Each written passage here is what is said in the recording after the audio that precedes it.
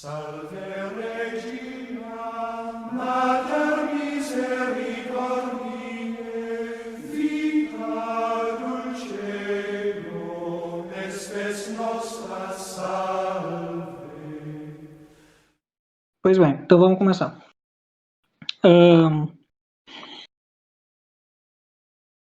Peguem, caso vocês tenham, eu avisei lá no grupo, mas peguem o tratado de vocês e o Glórias de Maria, que eu vou utilizar eles. Também eu vou utilizar como fonte o livro La Virgen Maria, do padre Royo Marim. Tem PDF em espanhol, né, mas tem em português já. Mas eu utilizei o PDF em espanhol, que eu ainda estou esperando chegar o meu volume em português. Mas a gente vai tratar essencialmente da introdução do tratado, vou falar bem brevemente, até porque são apenas 3 páginas, e na minha edição, né? 5 páginas. E vamos partir para o primeiro capítulo, que trata basicamente da necessidade, né, como já é o nome do título, né, necessidade da verdadeira devoção a Maria. Então vamos ver basicamente o que é devoção, né? Não tem como nós iniciarmos um curso de consagração da verdadeira devoção à Santíssima Virgem se não soubermos exatamente o que é uma devoção, para que serve uma devoção. Eu vou falar disso bem brevemente. Também vou falar de onde vem a grandiosidade da Virgem Maria, né? O que é exatamente a devoção à Virgem Maria e por que é necessário ser devoto da Virgem Maria. Porque existe uma necessidade para todo cristão, todo católico, filho da igreja, de ser devoto da Virgem Maria. Que a Virgem Maria nos ajude. Peguem aí o tratado e abram no início dele, a introdução, né? Maria no desígnio de Deus. A primeira frase de São Luís é aquela que marca a ideia principal de tudo, né? Que é: foi pela Santíssima Virgem Maria que veio Jesus Cristo, né, ao mundo, e é também por ela que deve reinar no mundo. Esse é basicamente o resumo da doutrina da necessidade da verdadeira devoção, da necessidade da devoção mariana. Algumas pessoas acreditam que a devoção à Virgem Maria é simplesmente uma questão de capricho, né, ou uma escolha que eu faço, algo meramente opcional, ou como se a Virgem Maria fosse simplesmente uma dentre os santos, só que a melhor de todas. Não é exatamente isso. A devoção à Virgem Maria, segundo os desígnios de Deus e o ensinamento dos santos, dos teólogos e da Santa Igreja, ela é importantíssima para a salvação. Iago, você diz Santa Igreja? Sim, porque o próprio Paulo VI, né, eu vou trazer a citação, ele falou que a Virgem Maria é essencial para a salvação. Então, nós vamos ver aqui que São Luís vai dizer, né? A humildade de Maria. Durante a vida, Maria permaneceu muito oculta. É por isso que o Espírito Santo e a Igreja lhe chama Alma Mater, mãe escondida e secreta. A sua humildade foi tão profunda que não teve na terra atrativo mais poderoso e nem mais contínuo que o de se esconder de si mesma e de toda criatura, para que só Deus a conhecesse. Então, o que São Luís vai nos mostrar aqui? Vai nos mostrar que a grandeza da Virgem Maria, ela possui como um de seus fundamentos a sua humildade. Porque, como o próprio Cristo disse, Deus exalta os pequenos, né? Então, Deus ele fez maravilhas em sua serva, né? Deus fez maravilhas com aquela que se fez pequena. Porque quanto mais a pessoa se humilha, mais Deus a eleva. E como a Virgem Maria se humilhou à condição de um átomo, à condição de uma criatura como quem mais necessita de Deus, ela foi elevada acima de todas as criaturas. Nós vamos ver esta obra, né? Maria, a obra-prima de Deus, como diz São Luís. Olhem o parágrafo 5. Maria é a obra-prima por excelência do Altíssimo, cuja posse e conhecimento ele reservou para si. Maria é a mãe admirável do Filho, o qual quis humilhá-la e escondê-la durante a vida para favorecer a sua humildade. Para este fim, tratava-a pelo nome de mulher, como a uma estranha, embora no seu coração a estimasse mais do que a todos os anjos e a todos os homens. Maria é a fonte selada e a esposa do Espírito Santo, onde só ela tem entrada. Maria é o santuário e o repouso da Santíssima Trindade, onde Deus está mais magnífica e divinamente em qualquer outro lugar do universo, sem excetuar sua morada acima dos querubins e serafins. Neste santuário, nenhuma criatura, por mais pura que seja, pode entrar, a não ser por grande privilégio. Digo com os santos, a Divina Maria é o paraíso terrestre do novo Adão, onde ele encarnou por obra do Espírito Santo para aí operar maravilhas incompreensíveis. Então nós vemos aqui que a grande humildade da Virgem Maria a elevou acima de todas as criaturas, né? E que a Virgem Maria foi escolhida pelo próprio Deus Pai, como vamos ver no primeiro capítulo, como o paraíso terrestre do novo Adão. E quem é o novo Adão? O novo Adão é o próprio Cristo. Se o pecado entrou no gênero humano pelo pecado de um homem, também a salvação viria por um homem, né, que é o homem Cristo. E esse homem Cristo, assim como Adão na terra teve o seu paraíso terrestre, assim o novo Adão, que é Cristo, encontrou no seio da Virgem Maria, né, o seu próprio paraíso, né, termo escolhido pelo próprio São Bernardo de Claraval, no século XII. Né? A Virgem Maria é o paraíso do novo Adão, né, é o paraíso de Cristo. Por quê? Nós vamos ver isso no primeiro capítulo. Né? Mas antes de tratarmos do tema do primeiro capítulo, que é a necessidade da verdadeira devoção, precisamos compreender o que é uma devoção, né? A devoção em sentido geral. A devoção, segundo São Tomás de Aquino, é a vontade pronta para entregar-se com fervor às coisas que pertencem ao serviço de Deus. Aí o padre Royal Marinho vai comentar.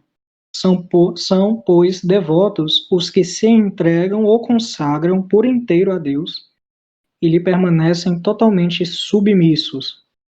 Se intenta com a devoção a união amorosa com Deus em um ato de caridade e o culto ou serviço de Deus em um ato de religião. Então a devoção, ela não é qualquer coisa, é uma vontade firme, uma vontade pronta, né, como um soldado que está pronto para entregar-se e fazer a vontade de Deus. Né? Aí o padre Oriol Marim continua. A devoção recai propriamente em Deus, não em suas criaturas. Né? De onde a devoção aos santos, incluindo a Virgem Maria, não deve terminar em eles mesmos, senão em Deus através deles.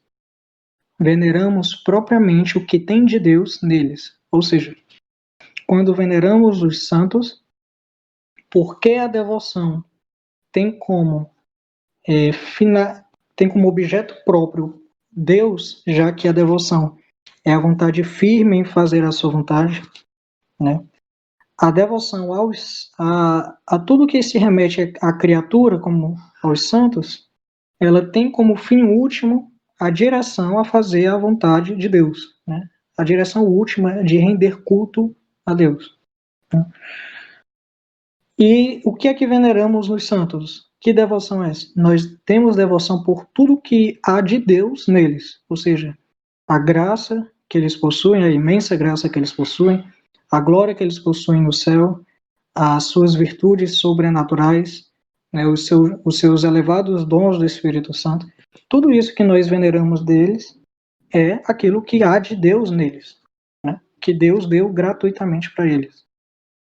E com a Virgem Maria é a mesma coisa, né?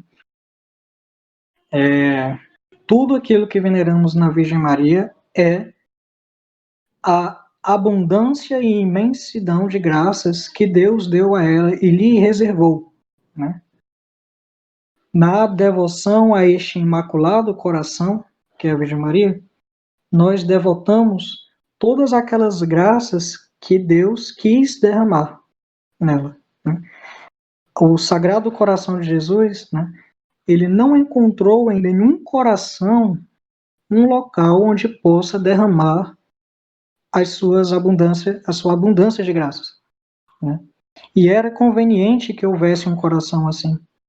Por isso Deus criou o coração da Virgem Maria, né, para que ele pudesse derramar a sua abundância de graças. E aí nós não podemos confundir a devoção, né, o fervor que brota da devoção, que é a prontidão da vontade, né, que é o que consiste essencialmente a devoção. Nós não podemos confundir o fervor da devoção com o sentimento desse fervor, né? Não é porque você tem brota algum sentimento que agora você tem uma devoção imensa. Não, você pode ter uma imensa devoção sem ter sentimento algum, né? Deus, ele pode dar o sentimento, mas não podemos confundir o fervor que brota da devoção com o sentimento que brota do fervor, né? São coisas distintas. E se nós temos devoção aos santos, né? Porque Deus quis que nós tivéssemos devoção aos santos, tanto mais com relação à Virgem Maria, que nós veremos que não é qualquer devoção, né? Não é uma superrogação, agora não recordo se eu li no Royal Marinho ou em São Luís Brion. Não é uma superrogação, ou seja, acho que foi São Luís. Não é que simplesmente temos a Virgem Maria como uma santa que é maior do que os outros, e por isso a minha devoção aumenta. Não é isso. É muito mais do que isso, porque diferente de um santo, na qual eu posso render devoção a um, menos a outro, etc., com a Virgem Maria existe uma necessidade de devoção. Eu necessito da devoção à Virgem Maria não só para ser santo, mas para ser salvo, né? E é justamente esta doutrina o principal objeto do qual São Luís irá tratar, irá nos mostrar, né? Quem lê aquelas páginas dele e for atento vai perceber que o que São Luís quer nos mostrar é que é necessário a devoção à Virgem Maria para sermos salvos. E não só isso, mas para sermos grandes santos, né? Porque não é possível haver grande santidade sem a devoção à Virgem Maria. Assim como nós não conseguimos apontar para qualquer santo que seja devoto à Virgem Maria. Nós não conseguimos, né, apontar um santo que não seja devoto. Todos os santos foram grandes devotos, né? Então vamos para o tratado. Capítulo 1, necessidade da verdadeira devoção a Maria. Olhem isso, né, no parágrafo 14. Com toda a igreja confesso que Maria, não sendo mais que uma simples criatura saída das mãos do Altíssimo, é menor que um átomo, ou antes, não é nada em comparação com sua majestade infinita, visto que só Deus é aquele que é. Por conseguinte, este grande Senhor, sempre independente e bastando-se a si mesmo, não teve nem tem absoluta necessidade da Santíssima Virgem para um cumprimento dos seus desígnios e para a manifestação da sua glória. Basta-lhe querer para tudo fazer. O que São Luís quer nos mostrar aqui? Ele quer nos mostrar, acredito eu, principalmente a catolicidade desta doutrina. Ou seja, a doutrina da necessidade da devoção mariana a Virgem Maria, ela não é uma afirmação de que esta necessidade é absoluta, como se Deus precisasse que nós fôssemos devotos para Ele nos salvar, né? Não é absoluta nesse sentido, porque Deus sendo Deus e a Virgem Maria sendo criatura, Deus poderia nos salvar sem qualquer necessidade de devoção alguma a ela, né? E também, sendo ela criatura, né, toda e qualquer graça, todo e qualquer traço de sobrenaturalidade dela tem como fonte o próprio Deus, né? Então, o que São Luís nos mostra aqui é de que, e é o primeiro ponto, é o primeiro parágrafo, ou seja, tudo que vocês vão ler daqui para frente, vejam sob essa ótica, né? Em nenhum momento estou dizendo que a Virgem Maria basta por si só, ou de que todo o poder brota naturalmente dela, né? Não, mas que tudo o que há nela, toda a semelhança que ela tem com Cristo, vem da graça, né? Vem brota da bondade do Pai, né? Ou seja, o que nós dizemos por natureza a Cristo, nós dizemos por graça à Virgem Maria, né? Não é que ela é rainha ou que ela é necessária por devoção simplesmente pela sua própria natureza. Não, mas tudo isto por causa do querer de Deus, né? Olha o parágrafo 15. No entanto, supostas coisas como são, tendo Deus querido começar e acabar as suas maiores obras pela Virgem Santíssima, depois de a formar, digo que é de crer que não mudará de procedimento em todos os séculos. Ele é Deus e não muda nem nos seus sentimentos, nem na sua conduta. Então, o que é que ele quer nos mostrar aqui? De que, se por um lado, Deus ele não necessita da Virgem Maria para nada, porque ele é Deus e basta por si mesmo, por outro lado, Deus quis servir-se da Virgem Maria, né? Faz parte do seu plano, do seu ordenamento salvífico, a utilização da Virgem Maria como instrumento. E aí não temos, né, nenhum direito de questionar a vontade do próprio Deus. E temos que compreender que toda a história da salvação foi ordenada por Ele. Foi Ele que escolheu todos os planos e os meios que Ele iria se utilizar para nos salvar. E é para nós crermos que Ele quis se utilizar dela para a nossa salvação. Nós vamos ver em Gálatas, capítulo 4, né? Assim também nós, quando menores, estávamos escravizados pelos rudimentos do mundo. Mas quando veio a plenitude dos tempos, Deus enviou seu Filho, que nasceu de uma mulher, e nasceu submetido a uma lei, a fim de remir os que estavam sob a lei, para que recebêssemos a sua adoção. Ou seja, nos tornarmos filhos de Deus. O que é que essa passagem nos mostra?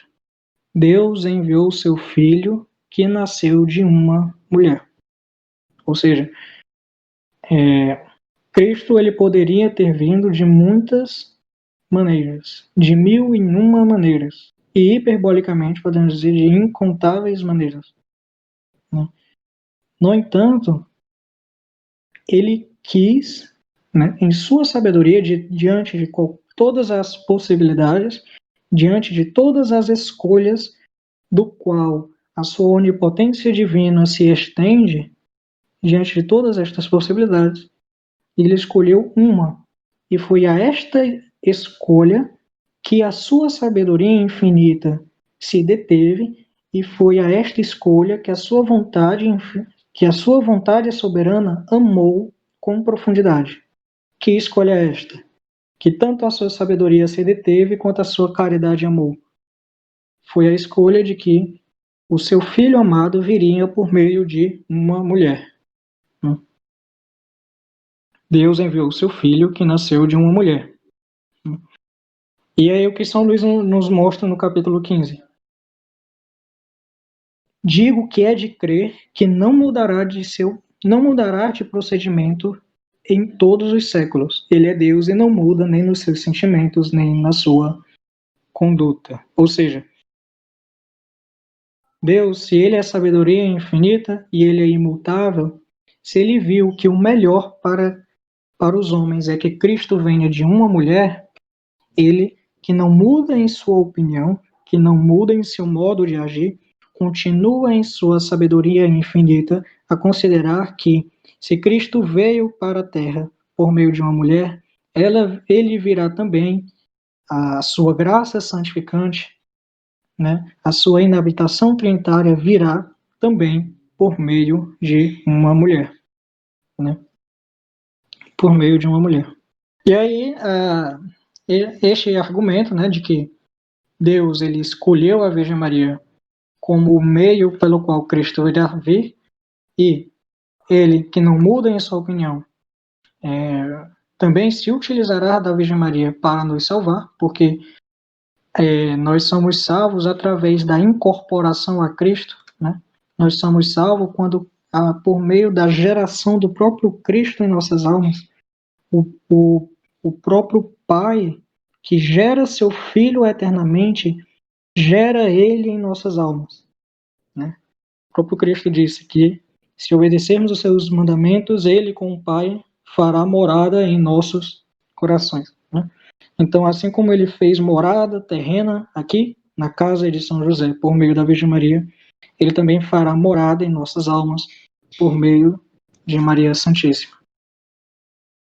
E aqui nós vamos ver, né, os princípios da necessidade dessa verdadeira devoção. O primeiro princípio e o segundo princípio, né? O primeiro princípio e esses dois princípios é justamente a exposição do que eu acabei de falar, né? O primeiro princípio é que Deus quis servir-se de Maria na encarnação. E o segundo princípio é que Deus quer servir-se de Maria na santificação das almas. Pois bem, e aí São Luís vai nos mostrar como a Trindade, né, como a Trindade procedeu na própria encarnação do Verbo, né, e de que maneira cada uma das pessoas serviu-se da Virgem Maria neste plano salvífico. Vamos ver o parágrafo 16. Deus Pai e Maria. Deus Pai não deu ao mundo o seu unigênito senão por Maria. Por mais ardentes que fossem os suspiros dos patriarcas e as súplicas que durante 4.000 anos lhe fizeram os profetas e os santos da antiga lei, para obterem esse tesouro, só Maria o mereceu. Só ela encontrou graça diante de Deus pela força das suas orações e pela grandeza das suas virtudes. Diz Santo Agostinho que, não sendo o mundo digno de receber o Filho de Deus diretamente das mãos do Pai, este o deu a Maria para que os homens o recebessem por ela. O Filho de Deus fez-se homem para nos salvar, mas foi em Maria e por Maria, né? Então, Deus Pai, desde toda a eternidade, porque Ele é onisciente, sabe tudo e ordena tudo com a sua divina sabedoria, predestinou a Virgem Maria para esta grandiosa e, podemos dizer, a maior missão das criaturas de Deus, né? Que foi ser mãe de seu filho. Que foi ser mãe de seu filho amado, né?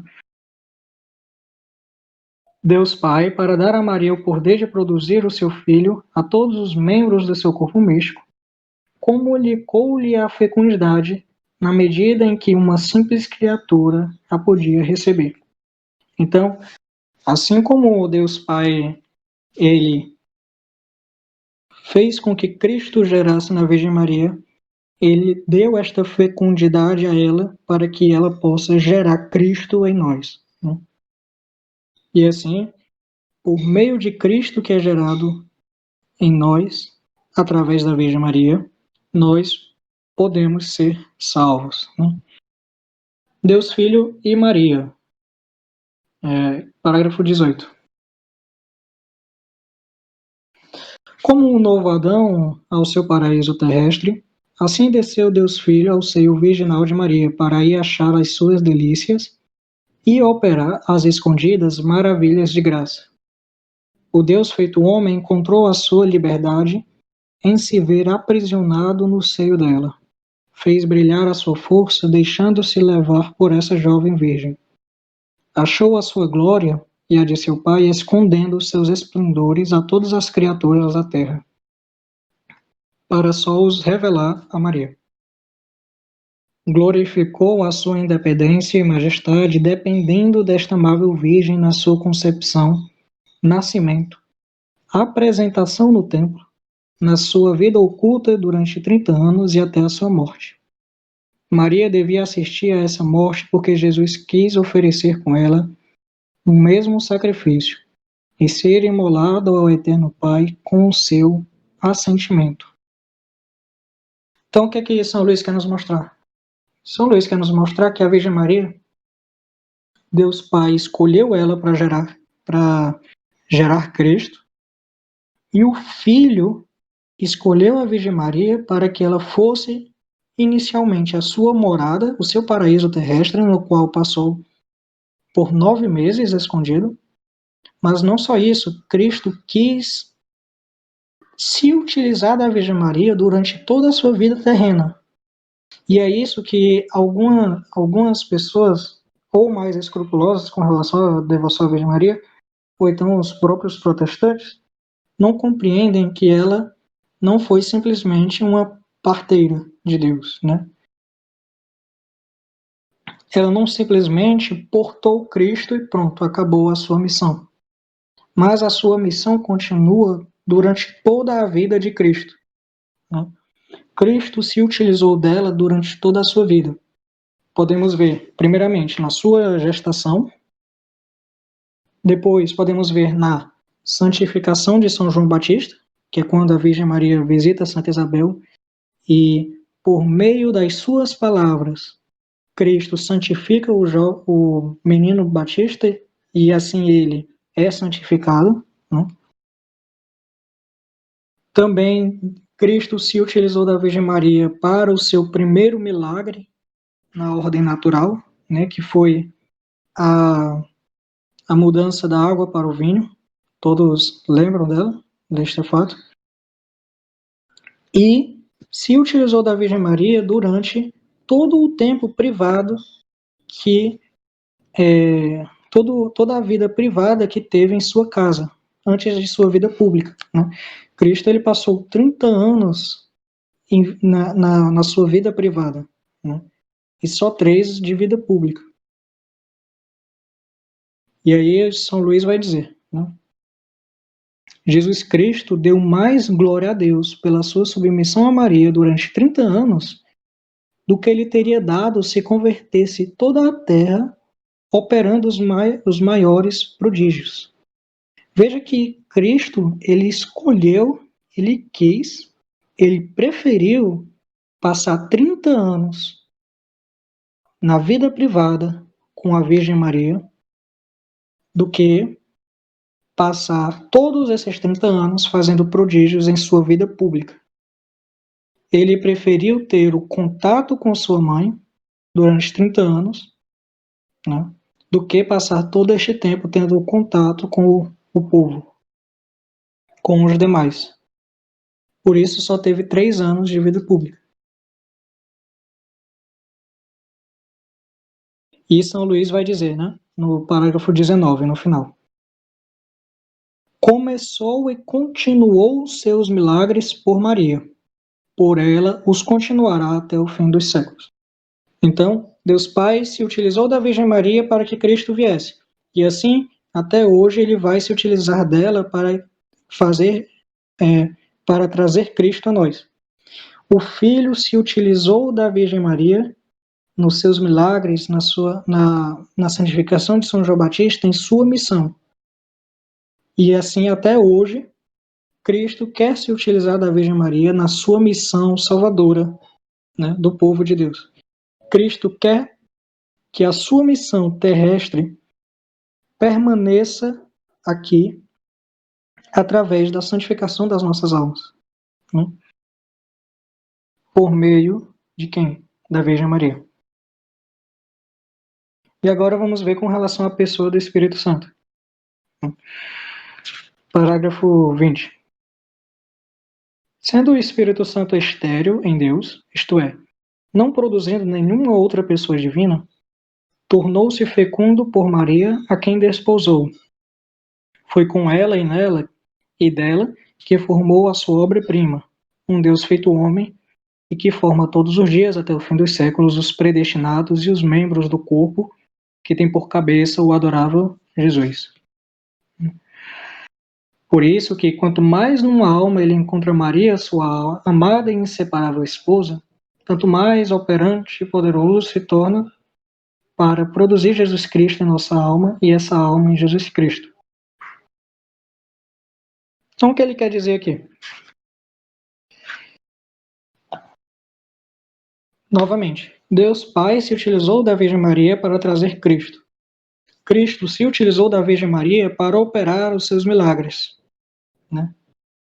E o Espírito Santo, né, tornou-se fecundo, se utilizou da Virgem Maria para reduzir a ato, ou seja, fazer atualmente a sua fecundidade, realizar atualmente sua fecundidade. Por quê?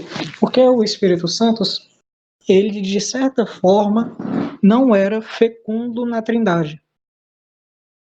Quem fez uma boa catequese ou então se preocupa em aprender a doutrina, né, sabe que temos as três pessoas da Trindade, o Pai, o Filho e o Espírito Santo.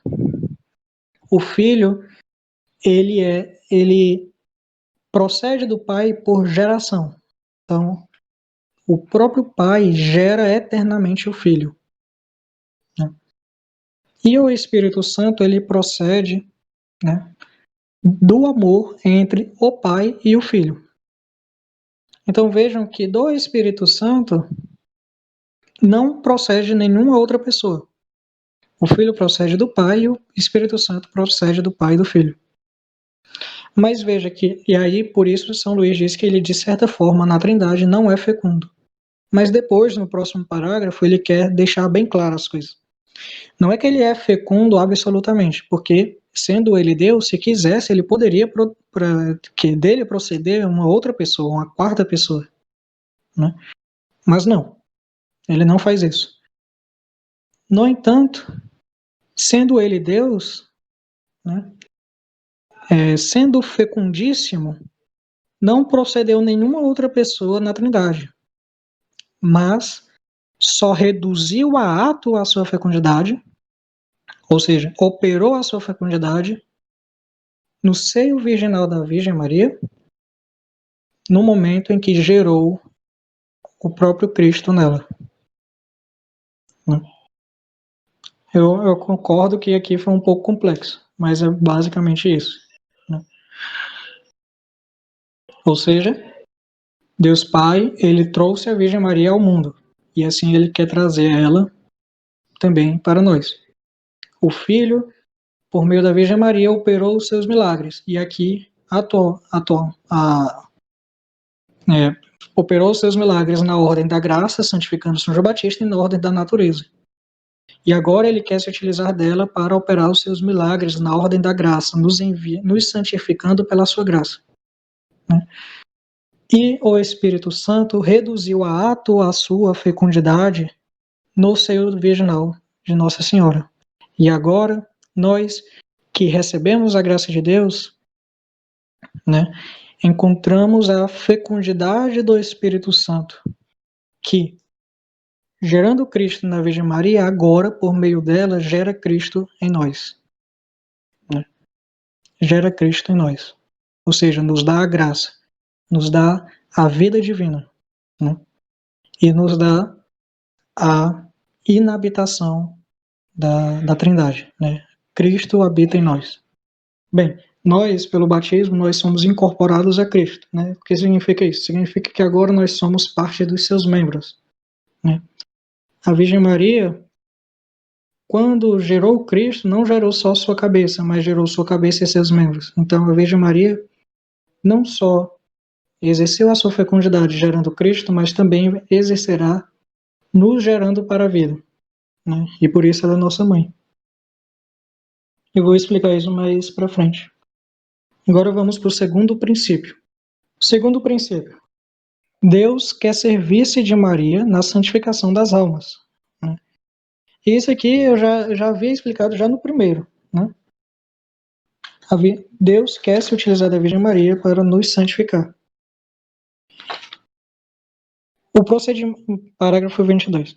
O procedimento que as três pessoas da Santíssima Trindade tiveram na encarnação e primeira vinda de Jesus, tem-no ainda todos os dias, de uma maneira invisível, na Santa Igreja, e tê-lo-ão até a consumação dos séculos, na última vinda de Jesus Cristo.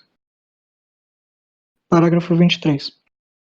Deus Pai juntou todas as águas e chamou-as mar. Juntou todas as suas graças e chamou-as Maria.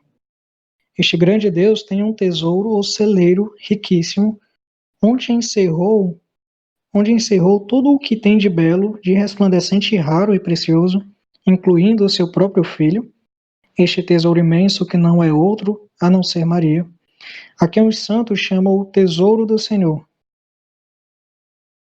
E este tesouro imenso não é outro a não ser Maria, a quem os santos chamam o tesouro do Senhor, de cuja plenitude os homens são enriquecidos. Então Deus Pai encerrou na Virgem Maria uma abundância de graças, né? Uma abundância de graça. Por isso, e qual maior graça senão o próprio Cristo, né? Que é a plenitude das graças, né? Por isso nós podemos dizer com os santos, né, que ela é o tesouro do Senhor, né? E por isso também ela é tesoureira das graças. Se ela guarda consigo uma abundância de graças, Cristo quer que ela seja a sua própria tesoureira, né, desta abundância. E assim, todas as graças que recebemos de Deus, recebemos por sua mãe, por sua mão liberalíssima, né? Parágrafo 24. Deus Filho comunicou à sua mãe tudo o que adquiriu pela sua vida e morte, os seus méritos infinitos e as suas admiráveis virtudes. Fê-la tesoureira de tudo o que o Pai lhe deu como herança. E assim é por meio de Maria que aplica os seus méritos aos seus membros, que comunica as suas virtudes e distribui as suas graças. Ela é o seu canal misterioso, o seu aqueduto, por onde faz passar suave e abundantemente as suas misericórdias. Deus Espírito Santo comunicou a Maria, sua fiel esposa, os seus dons inefáveis e escolheu-a como dispensadora de tudo quanto possui. Deste modo, ela distribui a quem quer, quanto quer, como e quando quer todos os seus dons e graças, e nenhum dom celeste é concedido aos homens, sem que passe por suas mãos virginais. Porque tal é a vontade de Deus que quis que tudo recebamos por Maria. Desta forma, é enriquecida, elevada e honrada pelo Altíssimo aquela que durante toda a vida se fez pobre, se humilhou e escondeu até o mais profundo nada em sua extrema humildade. São estes os ensinamentos da Igreja e dos santos. Então, do que se trata aqui? A Virgem Maria, né, no plano salvífico de Deus, Deus Pai deu a ela uma abundância de graças, que fê-la tesoura do Senhor, né? Ou seja, ela guarda consigo, é como se fosse o cofre das graças de Deus. Deus Filho comunicou a ela as suas virtudes, né? Imaginem, é algo que, assim, que as pessoas às vezes não param para pensar. Todas as pessoas que tiveram um mínimo de contato com Cristo foram santificadas por Ele. Vou dar alguns exemplos. São Nicodemos, Santa Maria Madalena, Santa Marta e Santa Maria, São Lázaro, todos os 12 apóstolos, né? e muitos outros, tudo isso, né, e todos os outros, todos pelo mínimo contato que tiveram com Cristo na sua amizade, foram santificados por ele. São João Batista, né? E agora vemos que a Virgem Maria não foi simplesmente alguém que teve contato com Cristo, uma amiga dele, né? A Virgem Maria foi a própria mãe de Cristo. Foi aquela que não passou simplesmente 3 anos com ele, como os apóstolos. Foi alguém que passou toda a vida terrena de Cristo com ele, aprendendo e recebendo toda a comunicação de suas graças, de suas virtudes, de seus méritos. De maneira que agora ela no céu guarda consigo todas as graças para poder dispensar para nós, né? Que é justamente a missão a qual o Espírito Santo deu a ela. O Espírito Santo, que é o santificador das almas, aquele que nos santifica, ele escolheu ela como dispensadora de tudo quanto possui. E assim, todas as graças que recebemos vêm por meio das mãos liberalíssimas e bondosas da Virgem Maria. Quem tiver com Glórias de Maria, peço que abra na página, se for da editora Santuário, na página 136.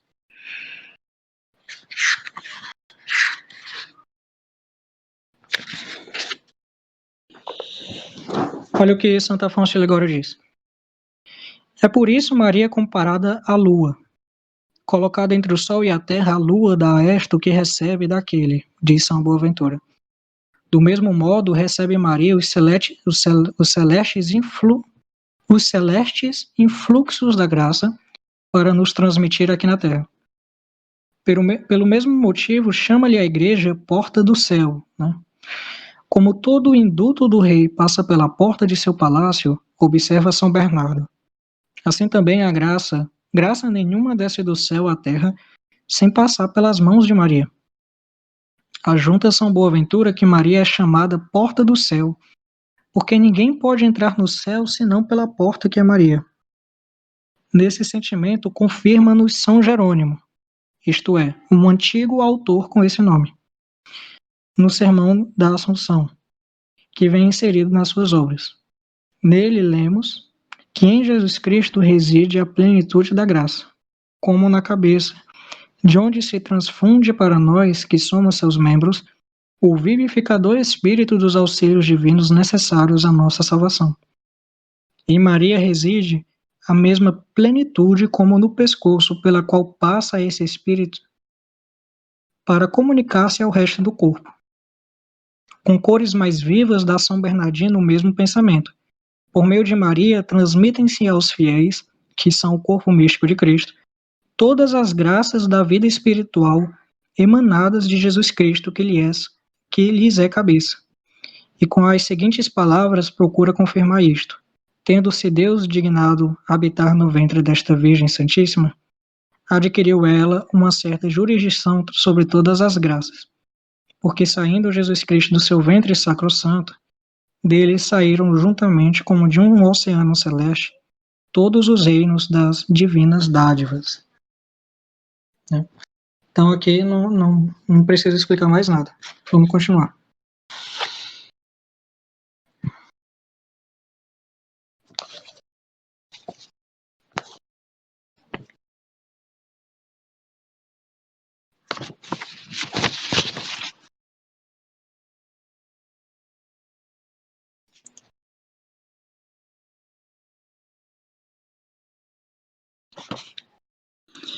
Então, vemos aqui, né, que a obra da Santíssima Trindade é Maria, né? Ou seja, ela recebeu abundância de graças e agora ela irá nos transmitir estas graças. E agora vamos ver Jesus como filho de Maria, né? Olha o que São Luís diz no parágrafo 27. Visto que a graça aperfeiçoa a natureza e a glória aperfeiçoa a graça, é certo que nosso Senhor no céu é ainda tão filho de Maria como foi na terra. Conservou, portanto, a submissão e a obediência do mais perfeito de todos os filhos para com Maria, a melhor das mães. Cuidemos, porém, de não ver nesta dependência rebaixamento algum de Jesus ou alguma imperfeição. Maria, estando infinitamente abaixo de seu Filho, que é Deus, não se lhe impõe como uma mãe da terra o faz a seu Filho, que lhe é inferior. Maria está toda transformada em Deus pela graça e pela glória, que transformam nele todos os santos. Então, o que é que São Luís está querendo nos mostrar aqui?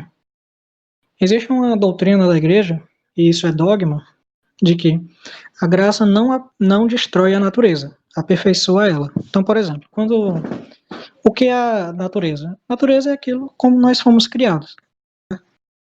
E a graça é um hábito sobrenatural que Deus nos dá. É um acréscimo que nos eleva infinitamente. Né? De maneira que, quando Deus nos dá a graça, ele não destrói aquilo que somos. Então, quando ele nos dá graça, não é que nós deixamos de ser humanos, mas que ele pega a nossa natureza humana com o seu braço e eleva para o sobrenatural. E por que eu estou falando disso? Simples. Olha o que São Luís diz. Visto que a graça aperfeiçoa a natureza e a glória aperfeiçoa a graça, é certo que nosso Senhor no céu ainda é tão filho de Maria como foi na terra. Ora, Cristo ele tem sua natureza divina e sua natureza humana. Assim como a graça não destrói a natureza, a graça que tinha a humanidade de Cristo e a sua união hipostática com o Verbo não destrói a sua natural submissão à sua mãe. Tanto é que durante a sua infância ele de fato foi submisso a ela. Não só a ela, mas também como a São José. Lá em São Lucas vai dizer, né? Deixa eu pegar aqui. Que lá em São Lucas vai dizer que Cristo era submisso a São José e a Nossa Senhora, né? E ele lhes era submisso. São Bernardo de Claraval ele vai dizer: quem era submisso a quem? Deus ao homem. Deus, repito, a quem os anjos são submissos, que os principados e potestades obedecem. Era submisso a Maria, e não somente a Maria, mas a José também, por causa de Maria. Ou seja, a São José por causa da Virgem Maria. Né? Porque quem era mãe de direito, quem era mãe por natureza era ela. Né? Maravilhemos-nos, pois, como com os dois, e escolhemos o que maravilha mais. Maravilhemos-nos, pois, com os dois, e escolhamos o que maravilha mais. Se é a benigníssima condescência do filho, ou a excelentíssima dignidade da sua mãe. Ambas nos estupefazem, e ambas são milagres. Que Deus obedeça a uma mulher é humildade ímpar. Que uma mulher reja Deus, uma elevação incomparável. Em louvor às virgens, canta-se particularmente que seguem o Cordeiro por onde quer que ele vá. De que louvor, portanto, é digna aquela que até vai diante dele? Que até vai diante dele. Né? Ou seja, se nós louvamos as virgens porque elas seguem o Cordeiro, que louvor nós devamos render à Virgem Maria, porque é o Cordeiro quem vem em direção a ela a partir do seu comando. Né? Porque Cristo, por sua natureza, lhe é submisso. Santo Afonso, ele, no capítulo do Eia, pois, advogada nossa. Né? Deixa eu pegar aqui. É na página...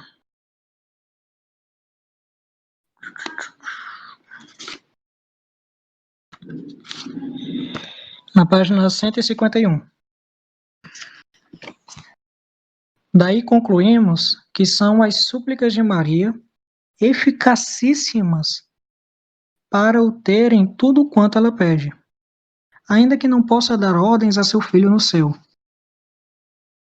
Pois os seus rogos sempre são rogos de uma mãe. Tem Maria o grande privilégio de ser poderosíssima junto ao seu filho, disse Conrado de Saxônia. Não receia São Bernardino de Sena concordar com a sentença de que, ao império de Maria, todos estão sujeitos, até o próprio Deus. Mas aí vamos entender, o próprio São Luís vai nos explicar.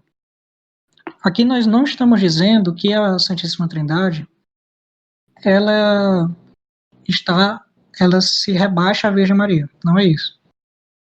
Mas que, pela natureza humana de Cristo, ele é naturalmente submisso a ela.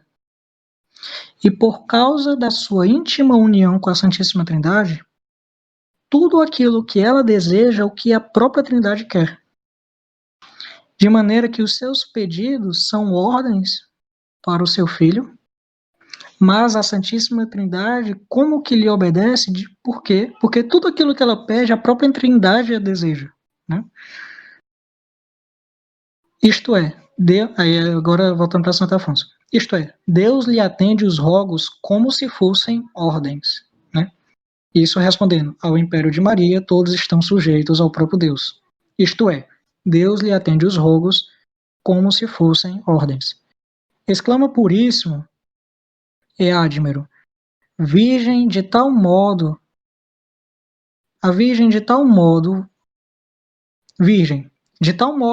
vos elevou o Senhor, que podeis obter para os vossos servos todas as graças possíveis, pois é onipotente vosso patrocínio, como assevera Cosmas de Jerusalém. Maria, sim, sois onipotente, acentua Ricardo de São Lourenço, pois que conforme as leis deve a rainha gozar dos mesmos privilégios que o rei.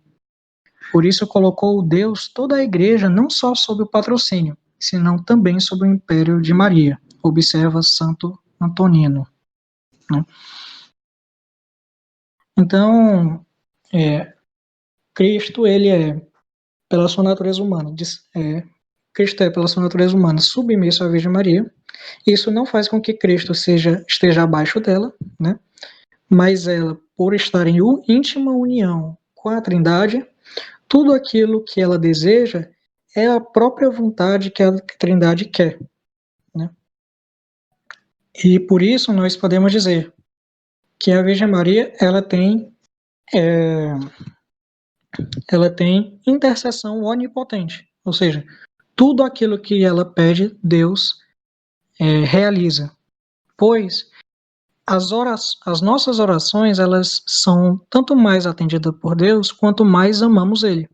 E a Virgem Maria ama de tal modo Deus, a gente está em tão íntima união com Ele, que tudo que ela pede, Deus atende, né? Por causa da demasia de seu amor por Ele.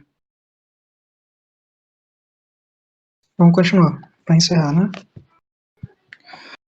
Maria é rainha. Né?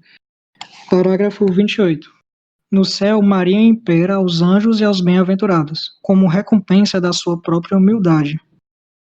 Deu-lhe Deus o poder e o encargo de encher de santos os tronos, deixados vazios pela orgulhosa queda dos anjos apóstatas. Fê-la soberana do céu e da terra, condutora dos seus exércitos, guarda dos seus tesoureiros, dispensadora das suas graças, obreira das suas grandes maravilhas, reparadora do gênero humano, medianeira dos homens, vencedora dos inimigos de Deus e fiel companheira de suas grandezas e triunfos. Por causa que a Virgem Maria é mãe de Cristo e Cristo é, por conquista, né, e por ser Deus, Rei de todas as criaturas, a Virgem Maria participa do seu reinado, né? E por isso nós podemos chamar, né, e de maneira verdadeira, de que ela é rainha das criaturas, né? Porque ela, sendo a mãe do rei, participa do seu reinado. No próprio Antigo Testamento, os reis de Israel, né, por naquele tempo os reis viver a poligamia, ou seja, tinha várias esposas, era a sua própria mãe que reinava junto com ele. Então, por exemplo, rei Davi, ele reinou, mas com sua mãe. Né? E Cristo, nós vamos ver no Evangelho de São Lucas, ele reina sobre a casa, sobre o trono de Davi, né? Sobre o trono de Davi. Então, se ele reina sobre o trono de Davi, também, né, assim como no trono de Davi, quem reina, a rainha é a mãe, assim também no trono de Cristo, quem reina é a sua mãe, né, que é Maria Santíssima. Vou ver aqui o chat rapidinho, só para descansar aqui a cabeça. São Jerônimo, que Santo Afonso fala, ele citou como São Jerônimo mesmo, do século V. Mas o tradutor aqui do Glória de Maria colocou como se fosse um autor da mesma época. É como se estivesse corrigindo o santo. Continuando.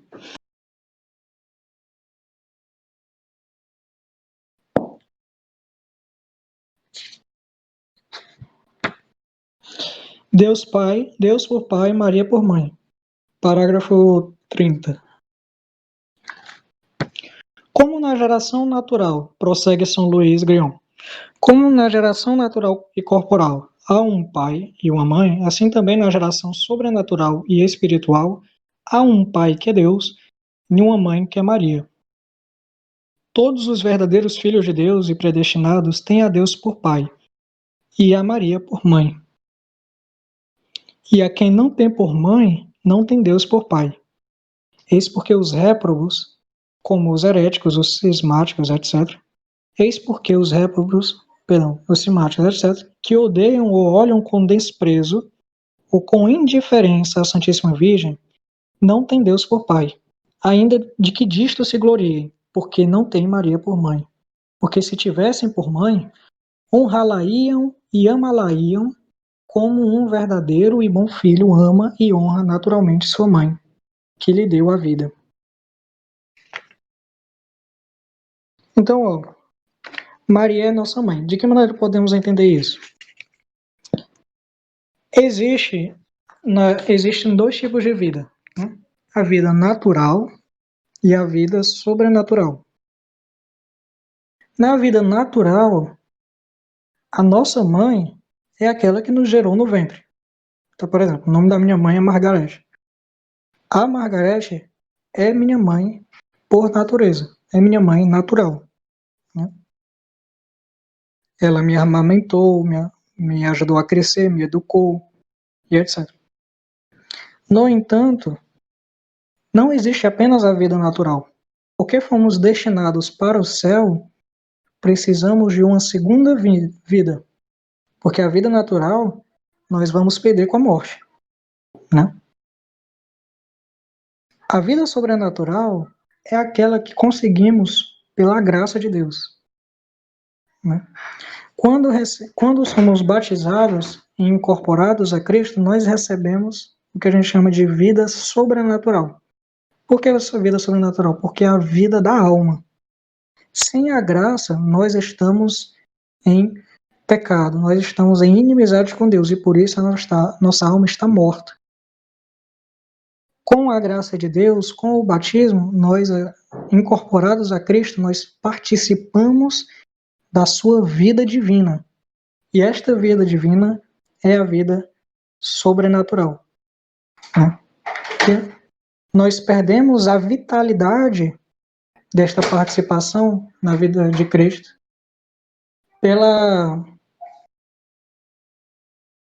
perdemos a vitalidade desta incorporação a Cristo por meio do pecado grave. Mas com a graça de Deus conseguimos.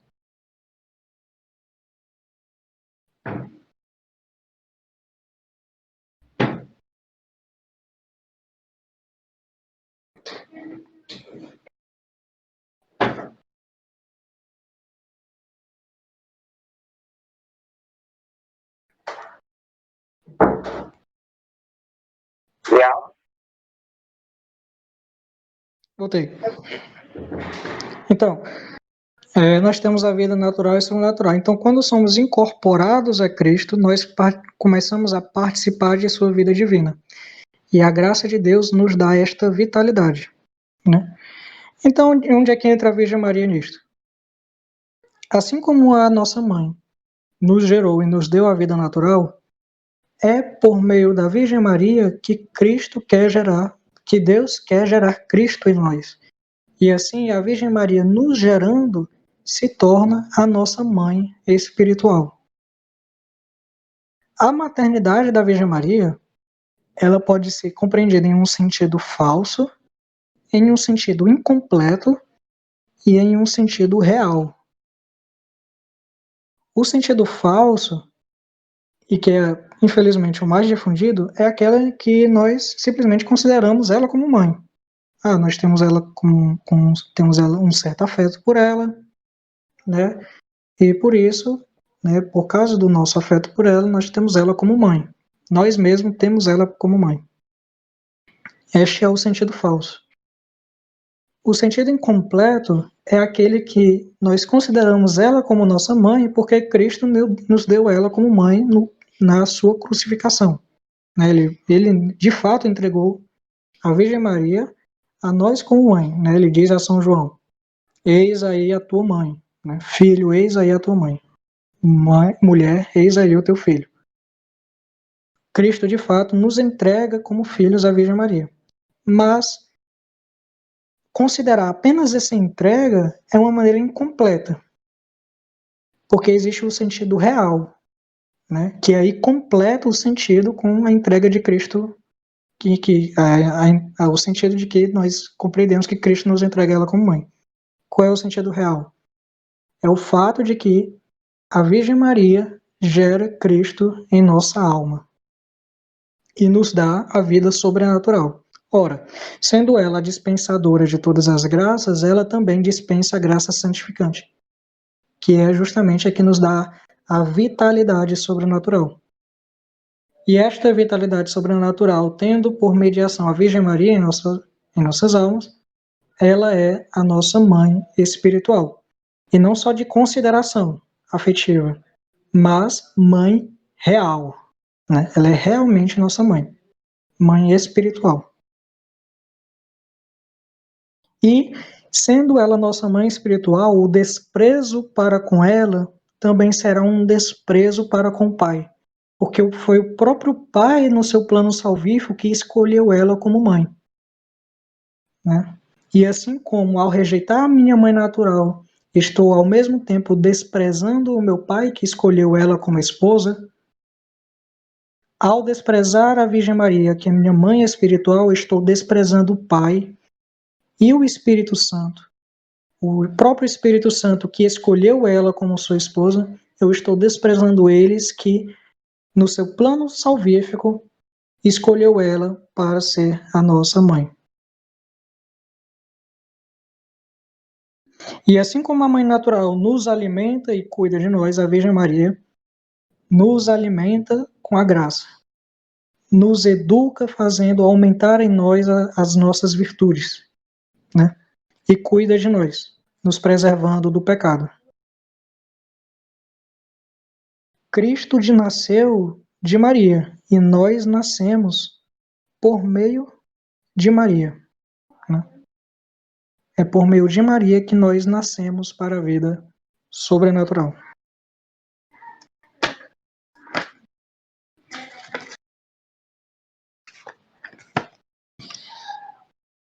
Aqui é o parágrafo 32. Um homem e um homem nasceu dela.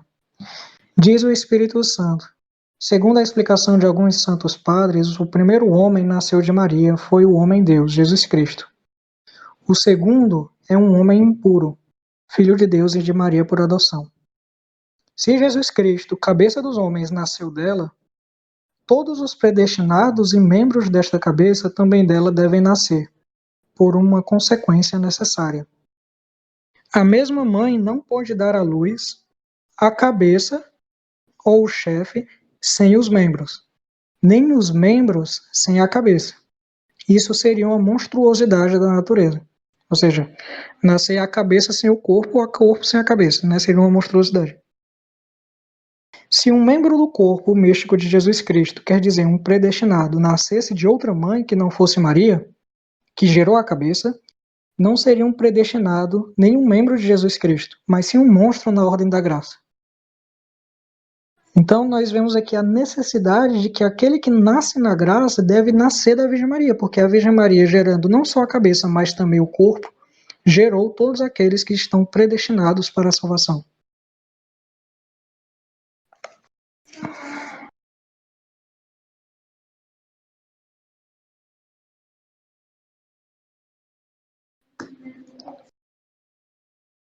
Olha aqui, Gálatas 4:19, no parágrafo 32.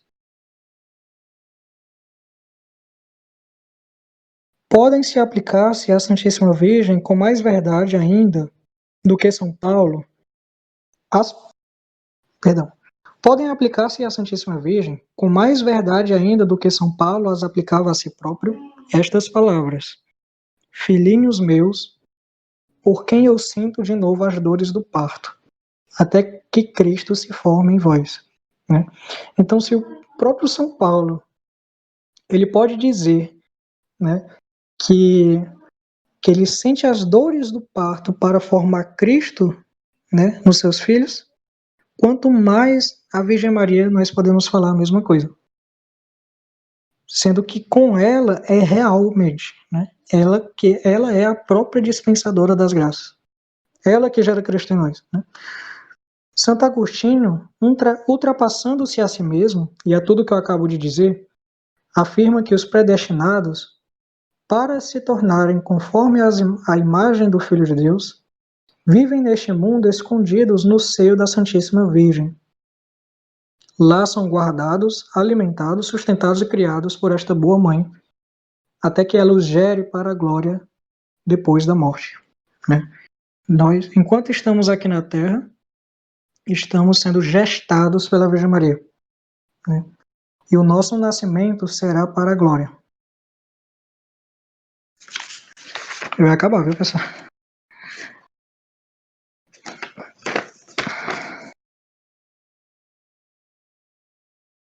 Então, quais são as consequências, né, de toda essa doutrina, para acabar? São Luís Grion ele vai mostrar duas consequências. A primeira é que Maria é rainha dos corações. Ou seja, ela tem grande poder sobre as almas dos eleitos. Não, por quê? Porque ela não pode santificar as almas se não tiver direito e poder sobre eles. E ela, agora sendo rainha dos corações, tem tanto o poder quanto o direito. Né? Tendo poder sobre Cristo, tem também sobre os seus filhos adotivos. Ou seja, quando nós recebemos o batismo e somos incorporados a Cristo, nos tornamos irmãos de Cristo. Né? E por sermos irmãos de Cristo, nós também somos filhos da Virgem Maria e por isso somos submissos a ela. Ela tem direito e poder sobre nós. Nossa Senhora é rainha por graça, como Cristo o é por natureza. Então, Cristo ele é rei por natureza, né, dos corações, mas a Virgem Maria, por ser mãe dele, ela é, pela graça, rainha dos corações. Participa do reinado de seu filho, tanto porque participa do reinado do seu filho, como também porque, pela sua corredenção, que nós vamos explicar futuramente, ela conquistou os nossos corações para si. Assim como o Filho nos comprou com o seu sangue, ela, com a sua corredenção, conquistou nossas almas para si. Né? E que alegria e felicidade ter como mãe e rainha a Virgem Maria, né? Que é o espelho de bondade do Pai. Né? A bondade do Pai se reflete na Virgem Maria. A segunda consequência é que Maria, né, e esta é a questão principal de tudo isso, e é o fim para o qual fizemos todas essas explicações, né, Maria é necessária aos homens para conseguir a salvação. E aí São Luís ele vai explicar, né, que é uma necessidade que a gente chama de necessidade hipotética. Ou seja, não é que o próprio Deus ele necessita da Virgem Maria para nos salvar. Não, se Deus quiser, ele estalava os dedos, e todos nós somos salvos. mas é uma necessidade hipotética porque o próprio Deus quis, pela sua vontade infinita, perdão, pela sua vontade divina e pela sua sabedoria infinita, necessitar da Virgem Maria. Ele escolheu ela para que nós necessitássemos para a salvação. E aí, São Luís, eu não vou citar aqui, eu ia citar, mas não vou por causa do tempo, né, que eu já me delonguei por demais. Mas São Luís, ele cita inúmeros doutores, teólogos e santos que vão defender esta doutrina. E o próprio Santo Afonso também vai fazer o mesmo, né? Santo Afonso ele vai explicar, ele vai citar muitos autores defendendo isso no Glória de Maria. Que eu ia citar, mas por causa do tempo não dá, né? Muita coisa. De maneira que a devoção à Virgem Maria, São Luís vai nos dizer, é um sinal de predestinação e de reprovação. Todos aqueles que odeiam, detestam e perseguem na Virgem Maria carregam consigo, né, aquele sinal de que eles vão ser reprovados por Deus. Ou seja, quando vemos alguém que odeia a Virgem Maria, é um sinal de que ele vai ser reprovado. Não significa aqui que ele absolutamente vai ser reprovado no sentido de que ele não pode se arrepender no futuro, né? Mas se nós conhecemos alguém que odeia ela, aquilo é um sinal de que ele vai ser reprovado. Um sinal de que ele não vai perseverar até o fim. Mas aqueles que são devotos da Virgem Maria carregam consigo o sinal da predestinação, ou seja, o sinal de que serão salvos, se eles forem inteira e verdadeiramente dedicados e devotos à Virgem Maria, né? Carregam consigo esse sinal de predestinação. Mas aí alguém poderia perguntar, mas São Lutero, Martinho Lutero não foi devoto da Virgem Maria? De fato, Lutero ele cita a Virgem Maria, né, e fala muito bem dela, e não pode fazer diferente porque ele nasceu numa tradição católica, né? Nasceu numa tradição católica, recebeu a tradição de São Bernardo de Claraval, de São Jerônimo, dos padres da igreja, não poderia fazer diferente. Mas ele, se por um lado elogia a Virgem Maria, por outro detesta aquela do qual a Virgem Maria é a representação perfeita, que é a igreja, né? E assim Lutero, odiando a igreja de Cristo, também odeia, né, o plano salvífico de Cristo. Por isso que ele carrega consigo o sinal de reprovação. Por isso que nós podemos, sim, desconfiar de que Lutero foi reprovado. Sem falar que, se por um lado pode ser que ele elogiou a pureza da Virgem Maria, por outro, na sua vida ele lutou, né, tem a homilia dele falando sobre isso, falou contra o celibato, né, falou contra a virgindade, como se o homem ele tivesse numa condição tal que fosse impossível para ele viver a virgindade, né, a espelho da Virgem Maria. E por isso ele tirou a freiras de convento, ele mesmo casou com uma madre de um convento, né. Os luteranos eles fizeram realmente uma esvaziação de freiras, né, de conventos, porque eles lutaram contra o celibato. Então nós vemos, né, e para encerrar, de fato, que a Virgem Maria é necessária para a salvação. Por quê? Porque Cristo, Deus, escolheu ela para isso. E por que escolheu ela? Ela é para os salvos a sua rainha, a sua mãe, aquela que irá cuidar deles, etc, etc, etc. Né? Cristo tornou ela mãe, rainha, senhora nossa, para nos salvar.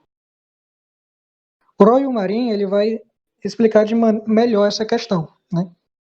Ele vai dizer que podemos falar de 3 tipos de devoção: a explícita, que se manifesta expressamente por atos próprios; a implícita, que está contida indiretamente; e a interpretativa, que é aquela que a pessoa ela não é devota, mas não por culpa dela, mas porque ela não sabe, não foi advertida da necessidade dessa devoção. E se ela tivesse sido advertida, ela prontamente seria devota. Então, não é porque você conhece alguém assim que não é tão devoto à Virgem Maria que você vai dizer agora que ele vai ser condenado. Não é porque você conhece alguém que não é devoto à Virgem Maria, absolutamente, que agora você vai dizer que ele está condenado. Né? Só Deus conhece o coração dos homens. Só Ele sabe se aquela pessoa, se ela fosse advertida da necessidade da devoção, ela não seria devota. Né? Só Deus sabe se aquela pessoa que tem uma devoção a ela, né, que ela carrega consigo algum amor para a Virgem Maria, mas por falta de conhecimento, por falta de advertência, ela não expressa com tanta exterioridade como nós, né?